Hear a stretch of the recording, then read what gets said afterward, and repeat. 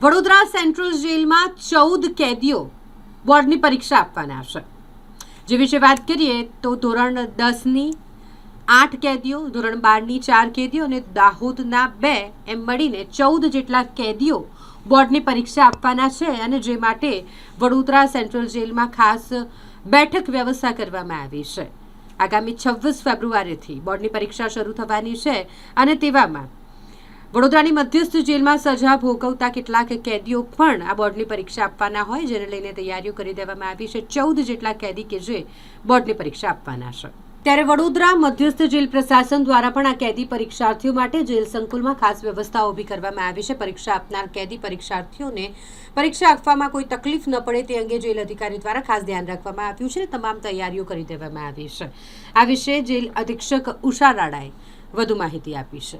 આ વખતે 10માના 8 કેદીઓ છે અને 12માના 4 કેદીઓ છે। દાહોદના પણ 2 કેદીઓ, એટલે ટોટલ 14 જેટલા કેદી ભાઈઓ છે એ એક્ઝામ બોર્ડની આપી રહ્યા છે। એમના માટે આપણે ખૂબ સારી વ્યવસ્થા પણ કરવામાં આવી છે।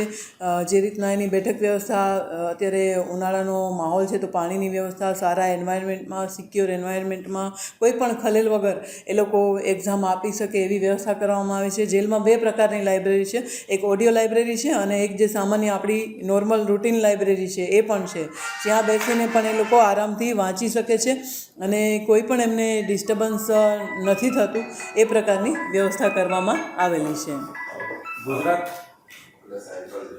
ગુજરાત સરકાર દ્વારા અને જે આપણું એજ્યુકેશન બોર્ડ છે એના તરફથી આપણે કેવી પરીક્ષામાં વ્યવસ્થા થતી હોય છે, કેટલાક ટીચર્સ આવતા હોય છે, કેવી દેખરેખ થતી હોય છે? એમના સુપરવાઇઝર આવતા હોય છે અને પરીક્ષામાં કોઈ ગડબડો ના થાય એની પૂરેપૂરી વોચ રાખતા હોય છે અને શાંત માહોલમાં દર વખતે એમની હાજરીમાં જ આ એક્ઝામ લેવાતી હોય છે।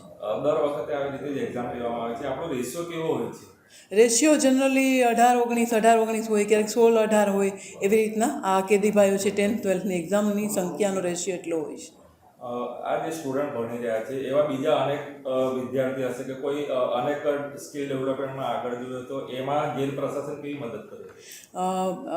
અગાઉ પણ ઘણા બધા છે ઇગ્નુમાં એક્ઝામ આપી છે, કોઈએ બાબા સાહેબ આંબેડકર ઓપન યુનિવર્સિટીમાં એક્ઝામ આપી છે, ઘણા લોકો એમની ગ્રેજ્યુએશનની એક્ઝામ આપી રહ્યા છે। એક ડૉક્ટર પણ છે કે MBBS થયેલ છે અને આગળનું એમનું MDનું પણ સ્ટડી ચાલુ છે।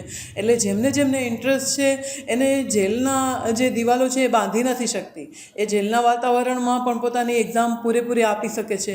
આ ઉપરાંત સ્કિલ ડેવલપમેન્ટ, મતલબ લાઈક પ્લમ્બર છે, ફર્નિચર વિભાગ છે, લોહારી કામ છે, ફેબ્રિકેશન છે, તો એ બધું જ અહીંયા એમને તક મળે છે, જેથી કરીને સમાજમાં જાય તો એને તાત્કાલિક કામ મળી રહે છે। અને એ હકીકત છે કે હમણાં જ થોડા ટાઈમ પહેલાં એક ફર્નિચરમાંથી જે કામ કરતા હતા, ખૂબ સારું એમની કામગીરી હતી અને એ બહાર ગયા તો અત્યારે એમની પાસે સમય નથી, એટલું બધું એમને ચાન્સ સોસાયટીમાંથી મળી રહ્યા છે। એટલે જેલમાં રહીને પણ એ લોકો જે એમની ટેલેન્ટ છે એ પ્રમાણે એ કન્ટિન્યુ કરે છે।